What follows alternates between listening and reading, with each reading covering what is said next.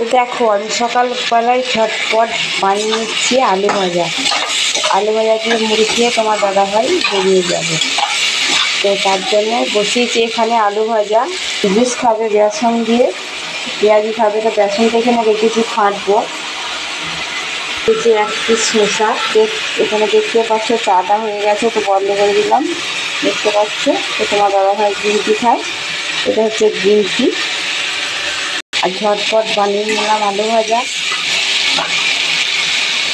তো দেখো এইমাত্র ঘর দুটো মুছে নিয়েছি, দেখো জলগুলো এখনো আছে দেখতে পাচ্ছ। দেখো আমি একা মানুষ আর বাড়িতে কতগুলো কাজ, এই দেখো জামা কাপড় কীভাবে ফেলে রেখেছি দেখতে পাচ্ছ।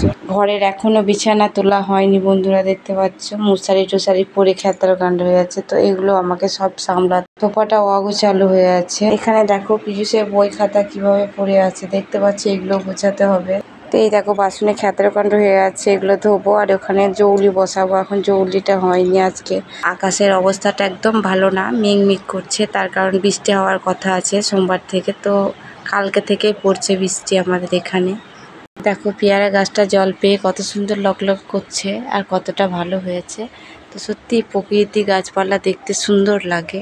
তো দেখো আমার তুলসী গাছগুলো কত সুন্দর হয়েছে, কতটা বড় হয়েছে দেখতে পাচ্ছ, অনেকটা হাইট। তো এখানে রাধা গোবিন্দ আছে, আর এই দেখো রাধা গোবিন্দ পাশে শুশুনি পদ্ম লাগিয়েছি আমি। তো এখানে অনেকগুলোই চারা আছে।